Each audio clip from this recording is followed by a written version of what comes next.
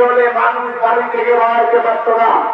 এই আমি হয়েছিল বিদায় আজকে মানুষ রাস্তাঘাট ব্রিজ কালভার্ট এমন কোন উন্নয়ন নাই এই বাংলাদেশে ওই নাই। এই আওয়ামী লীগ সরকার, এই জননেত্রী শেখ হাসিনা সরকার আমাদেরকে সব কিছু দিয়েছেন। আজকে সেই ৭৫ সালে বঙ্গবন্ধুকে হত্যা করেছিলেন কেন?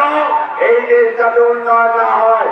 কিন্তু ইনশাআল্লাহ আল্লাহর রহমত আমাদের মাননীয় প্রধানমন্ত্রী এই বাংলার আওয়ামী লীগকে ভালোবাসে, তারা ভোট দিয়ে জননেত্রী শেখ হাসিনাকে এবং আমাদের প্রাণপ্রিয় নেতা জিল্লুর হাকিম সাহেবকে ৯৬ সালে ক্ষমতায় আনে।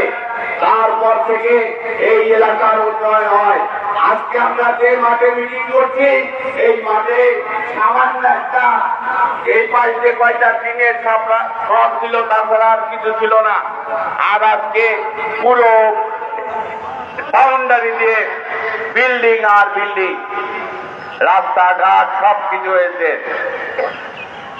আর আমি এর সাথে একটি কথা বলবো যে মামুন যে কথাটা বললেন আমিও সেই কথা একমত। আমরা আওয়ামী লীগ করি কিন্তু আমরা তার সাথে জিল্লুর হাকিম আওয়ামী লীগ করি। এই পাংশা উপজেলা এই রাজবাড়ী জুড়ে জিল্লুর হাকিম মৃদুল হাকিম তারা আর কোন দল হবে না। ইনশাআল্লাহ আমরা এক থাকবো এবং যতদিন আমরা বেঁচে আছি আওয়ামী লীগ বেঁচে আছে, জিল্লুর হাকিম সাহেব বেঁচে আছেন, ততদিন আমরা জিল্লুর হাকিম লীগ।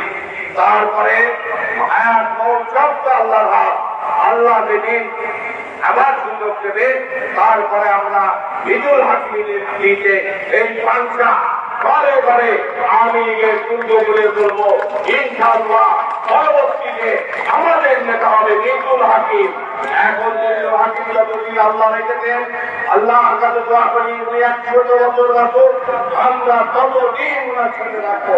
ওনার পরে এই পাঞ্চাবাসী মৃদুল হাকিমের সাথে থাকবে। তাছাড়া ইনশাআল্লাহ আমরা আমাদের থেকে এক চুলো ধরবো না। জয় বাংলা, জয় বঙ্গবন্ধু, জয় বাংলা। আল্লাহ হাফেজ।